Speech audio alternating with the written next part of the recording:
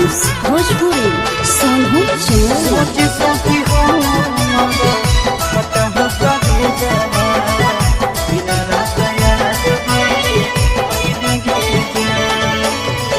हर दिला को जानो जइबे ससुर दिया पियावा के से दिया सा जइबे गे जान।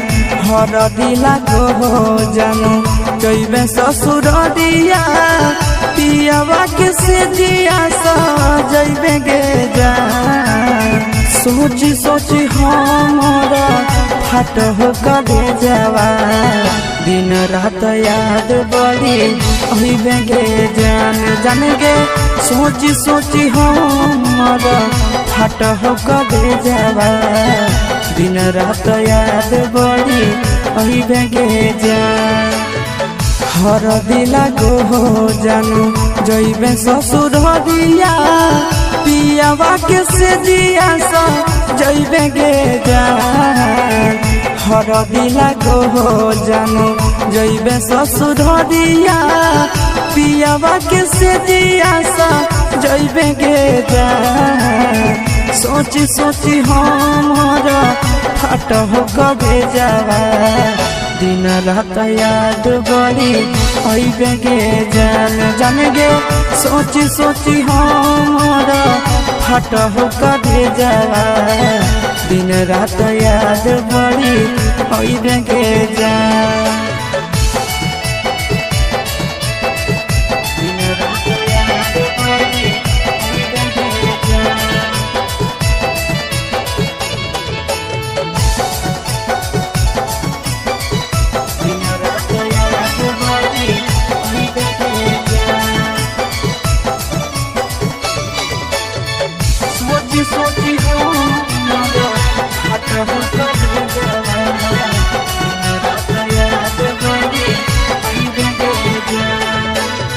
रात भर जागे जागे नदिया किनारा मिलल याद भूली गेल गे जान। रात भर जागे जागे नदिया किनारा मिलल याद भूली गेल गे जान। सोची सोची हमारा फट हो कबे जावा दिन रात याद बड़ी अइबे गे जान जान गे।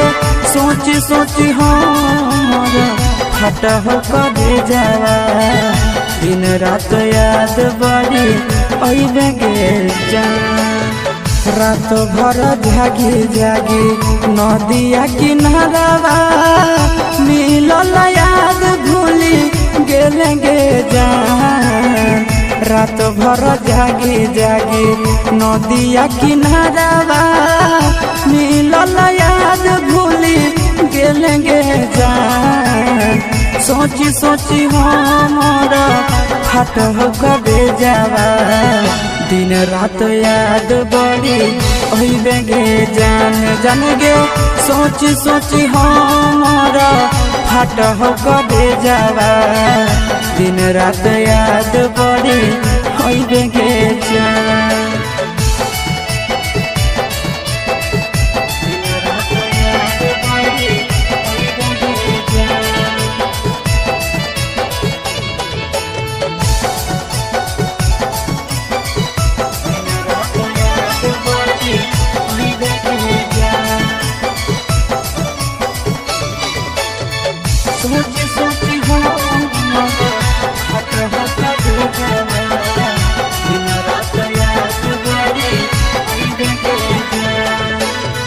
नंदन के जिंदगी जानो देव ही उजाड़िए गे पियावा के घरवा सइबे गे जान।